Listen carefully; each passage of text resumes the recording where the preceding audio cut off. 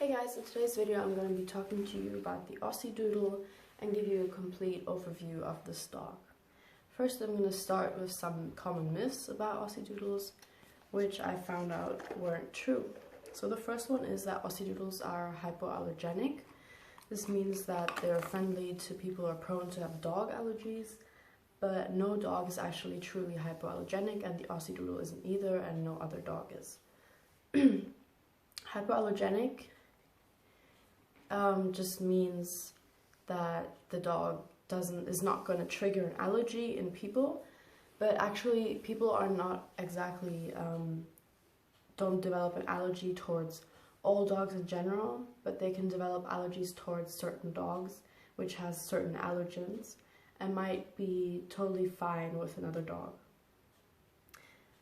The next one is that Aussiedoodles don't shed because of their poodle parent. This is a common myth, and people think that, oh, they have a poodle parent, meaning they'll get the coat of the poodle, and the poodles don't shed, so the Aussie Doodle is not going to shed either.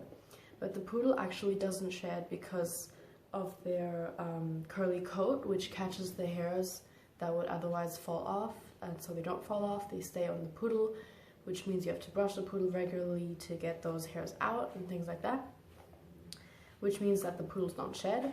But the Aussie Doodle doesn't actually get the coat of the poodle in that sense. They get a mixture of both of their parents' coats, meaning the Australian Shepherd and the Poodle. And the first generation Aussie Doodle, like the one I have, they will often result in having a wavy coat, which comes from curly and straight, so it gives you a wavy coat in result. Yeah, you have a wavy coat. His coat is actually getting more and more wavy as he's getting older, so yeah, that might be something fun to know. Yeah, you want treats? Come here. Okay, so the next thing is that Aussie Doodles have a herding instinct. This might be the case for your Aussie Doodle, but it doesn't have to be.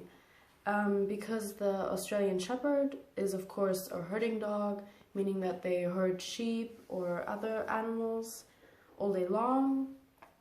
And you know, a common myth is that the Aussie Doodle might get this trait and start herding the children, or you know, maybe you have animals. But even the Australian Shepherd today commonly does not have this instinct anymore, because they were often bred to, you know, live with families in cities, and of course they don't have sheep in cities.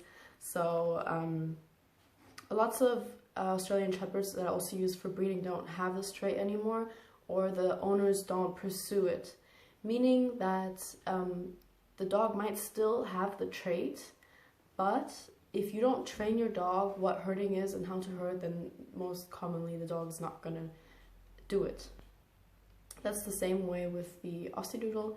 You can teach them how to herd if you want to, but most of the time they won't know what it is if you don't teach them, and they won't do it by themselves.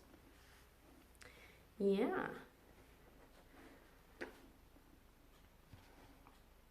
So personally, I got an Aussie Doodle because I love the Australian Shepherd and the way that they're so intelligent and you can teach them so many things, and the way they look, which is are all traits that the Aussie Doodle as well can have, as you can see here. Teddy has the coat from his shepherd parent, so he's a blue merle. And these dogs are very, he wants to get to the treats. No, no, no. These dogs are very good for people with children, because they get along with children very well. Yeah. They're very friendly towards everyone. Every time Teddy sees any person on the street, really, he's already wagging his tail and trying to get to them and, you know, say hi to them and things like that. Which of course you should be doing. You should be socializing your dog early on, so that he knows that strangers are a good thing, and you know, then he's not going to be scared of them.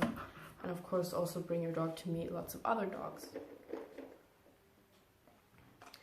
But another kind of negative thing about the Aussie Doodle is that they don't often like being alone for that long, and they can develop separation anxiety if you let them.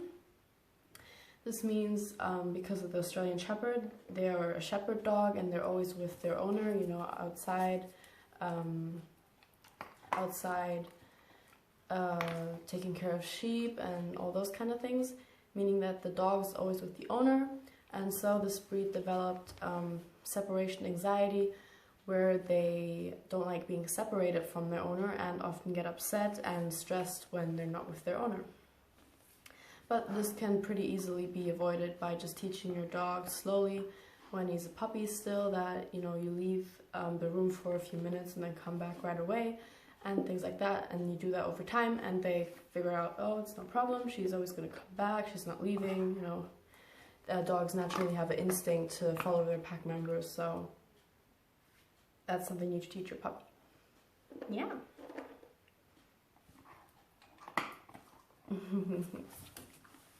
Teddy would always still get upset when he was young, when I would leave the room, but that's also common just for puppies in general, not exactly the Aussie Doodle. So yeah, that's not a big deal anymore now. Today he's very fine on his own when I leave. And when I come back, giving me kisses, giving me kisses. When I come back, he's always happy to see me and, you know, excited and things like that. Yeah, yeah, giving me kisses. So if we have a look at the Poodle, parent of the Aussie Doodle, the Poodle can be a standard Poodle, a toy Poodle, or a miniature Poodle, which often also determines the size of the resulting Aussie Doodle. Teddy here has a standard Poodle mom, meaning he's gonna be quite large compared to the medium and the standard.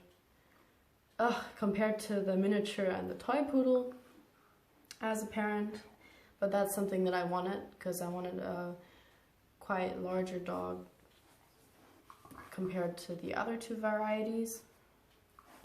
Yeah, yeah, you hungry? Boop, boop, boop. The standard Poodle actually used to be, or is still used as, a hunting dog to retrieve waterfowl or other small animals for the hunter, meaning that they're a working dog as well, just like the Australian Shepherd, and meaning they have lots of energy, which you need to you know, take care of and find some way to, you know, get your dog busy so that he isn't at home all day, not knowing what to do with his energy and not to know what to do with himself, because then he's gonna find some other way to occupy himself with, like eating your furniture or things like that.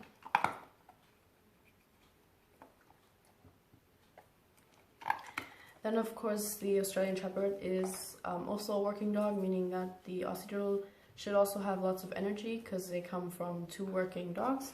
But as I said, often the breeder is not going to use a working dog as the parent of a puppy that they're going to sell to you, because they already know that you probably don't need a puppy to, you know, to herd sheep or things like that, because then you're going to get one that's actually bred for those circumstances and those tasks.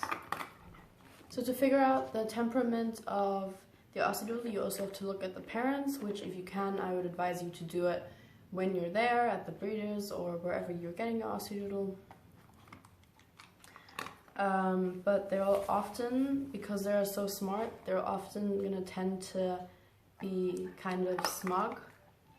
And phone is ringing. Are you happy to see me? See, even now when I just came back, he was waving his tail and happy that I was back. Yeah, you were happy. Happy. Okay, so, what was I saying? Oh yeah, you should look at the parent's temperament to see what the, your Aussie Doodle's temperament is going to be like. But generally, because they're so smart, they can often tend to be kind of stubborn and try to outsmart you. An example for this would be Teddy sometimes when I'm not watching him properly or not, you know, on his toes the whole time, he'd dig a hole outside in the garden, and when I come check on him, he would lay on top of it or put his paws over it, pretending like he didn't dig it and it's not there, and trying to, you know, hide it from me. Yeah. And they do those kinds of things all the time by also, you know, testing the rules and seeing if you actually mean what you say when you say, oh no, don't eat my shoe, or things like that.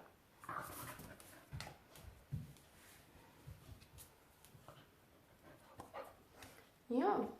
Kisses, kisses. Yeah, yeah. Ah, don't lick my ear. Don't lick my ear. Then the diet of the Aussiedoodle, you should find a diet that's appropriate for very athletic dogs that need lots of exercise. Yeah. And most often they'll get the coat of the Poodle, meaning that they have hair and not fur. And that means that you have to take them to the groomers about every 6 months, and if they're younger, probably even more than that, more frequently. Which also can cost you quite a bit, but you can also do it yourself if you have the experience or you just want to do that. I cut Teddy's coat the first time myself as well, and because of the wavy coat, it's actually kind of a good thing, because if you have some strands that are longer and some that are shorter, because it's wavy, you're not really gonna tell if you did a good job or not. Some can still be longer than others. You yawning, and no one's gonna see. So that's a good thing. But you should still brush them frequently, because stuff can get tangled in their coat, and also to get the puppy coat out of their coat. Now to the exercise requirements. The Aussiedoodle needs lots of exercise, as I already said, because they come from working dogs, meaning that they are always looking for something to do.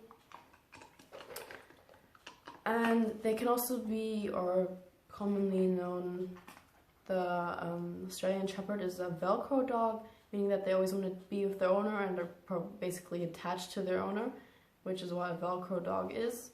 And the Aussiedoodle is also known to be this way, which personally I like, because I like having my dog around me the whole time. But other people that might want to go off to work and are not there a lot of the day might not want this dog, because he's gonna be kind of upset that you're gone all day and things like that. Yeah. But you can leave him at home for multiple hours as well, that's not a problem. It's just that it's not gonna be great for your dog if you're only there on weekends and can't really give him proper exercise during the week. But maybe you can fit into your schedule going biking in the morning before you go to work, or maybe other things like that to keep your dog healthy so that he gets enough exercise and is, you know, occupied. Yeah. Then, can you get Aussiedoodles for your children? Theoretically, yes. But I recommend that you would be the one as a parent to teach your puppy all the basic things, take him to puppy school. Maybe your children, if they're already a little older, can take him to puppy school, but he's kind of can be pretty challenging to train, because the way that they test their limits, and children that have never had a dog before might not know how to teach him, or what to teach him, or how to teach him right without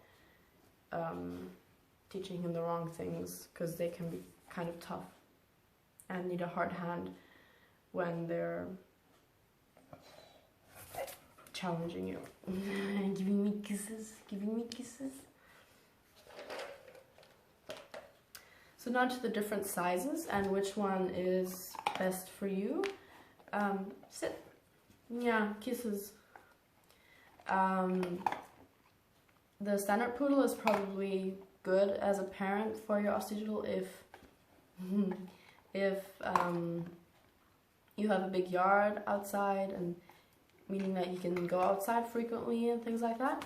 But if you live in the city, I'd probably recommend getting a smaller Aussie Doodle.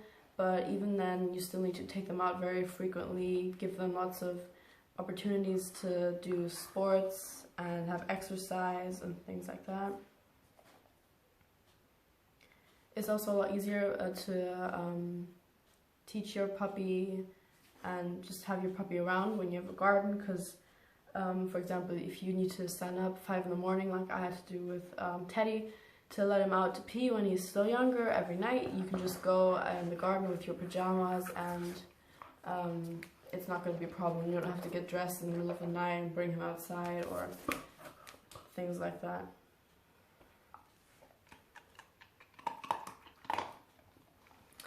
Personally, I think you should get one if this is the right choice for you, because I think they're so incredibly unique. Like, look at his coat. Nobody else, no other Aussie Doodle is going to have the same coat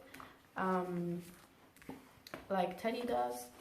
And I think they're just incredibly beautiful, and they have so much color variety that you might not find in other dogs, like dogs that are just purely black or things like that. You're not going to be very unique. Even though Aussie Doodles can also be, you know, only black, only have a black coat or things like that. But I personally really love the Merle dogs, which get the Merle from their Aussie Doodle parent. Now, how much do these dogs cost? They can be pretty costly because I think it's worth it, because they just really amazing family dogs and companion dogs, and just he's lying in the camera. Okay, you want to play now? They can cost between, you know, $1,000 to $2,000 depending on where you get your puppy.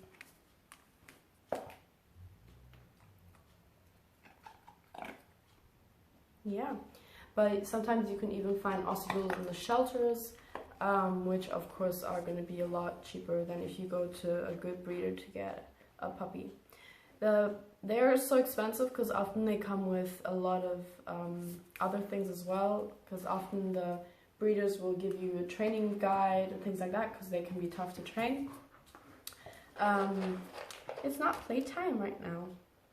Huh? Yeah, we're about to go on a walk, that's why he's kind of annoying me right now to, you know, go. I think that also makes the Aussie Doodle better than other Doodles, in my opinion. Of course, I've never had one of the other Doodles, but seeing as I have an Aussie Doodle, I have the view of what it would be like to have one. And they're very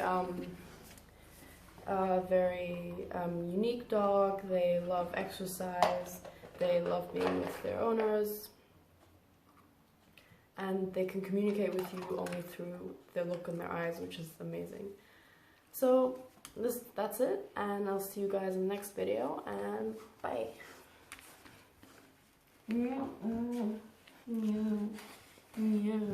Cuddle.